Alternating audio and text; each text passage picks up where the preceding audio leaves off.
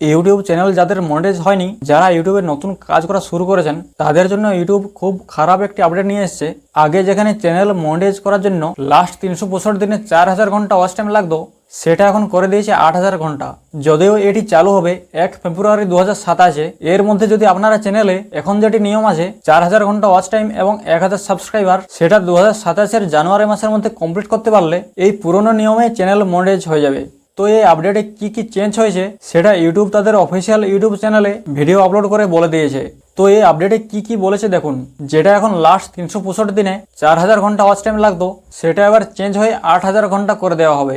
আর time একই রাখা হবে, লাস্ট 365 দিনে কমপ্লিট করতে হচ্ছিল সেই একই টাইম রাখা হয়েছে। এই ওয়াচ টাইম ছাড়াও আপনি শর্টসের ভিউ থেকে চ্যানেল মনিটাইজ করতে পারেন। লাস্ট 90 দিনে যেখানে 10 মিলিয়ন ভিউ লাগছে, যেটা এখনো চালু আছে, এটা আবার চেঞ্জ করে 20 মিলিয়ন করে দেওয়া হবে। এগুলো ছাড়াও আপনার চ্যানেলে কমপ্লিট করতে হবে 1000 সাবস্ক্রাইবার, যেটার কিন্তু কোনো টাইম লিমিট নেই। তো এই হলো ইউটিউবের নতুন মনিটাইজেশনের ক্রাইটেরিয়া। যেখানে 4000 ঘন্টা কমপ্লিট করাটাই খুব কঠিন ব্যাপার, সেটা আবার হয়ে দাঁড়ালো 8000 ঘন্টা ওয়াচ টাইম। আর ইউটিউবের প্রথম দিকে মনিটাইজেশনের ক্রাইটেরিয়া কীরকম ছিল দেখুন।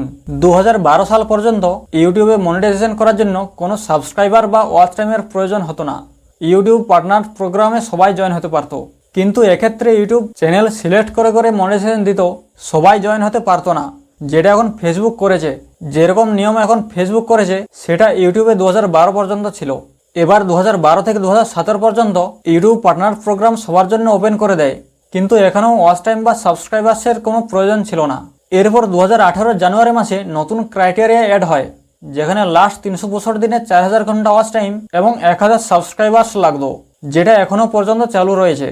আর এই 2018 সালের পরবর্তী সময়ে ধাপে ধাপে অনেকগুলো ফিচার্স চালু হয়েছে, যেমন shorts, membership, affiliate program, super thanks, এইগুলো।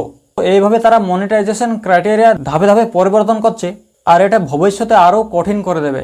তাই এই নতুন মনিটাইজেশন ক্রাইটেরিয়া দেখে ভয় পেলে হবে না, রেগুলার কন্টেন্ট আপলোড করতে হবে। আর এর মধ্যে যদি ভিডিও ভাইরাল হয়ে যায়, তাহলে এই 8000 ঘন্টার মনিটাইজেশন ক্রাইটেরিয়া পূরণ হতে 2 মাসও লাগবে না। তো আপনাদের চ্যানেলে এখন কত ঘন্টা ওয়াচ টাইম কমপ্লিট হয়েছে সেটা কমেন্ট করে জানান।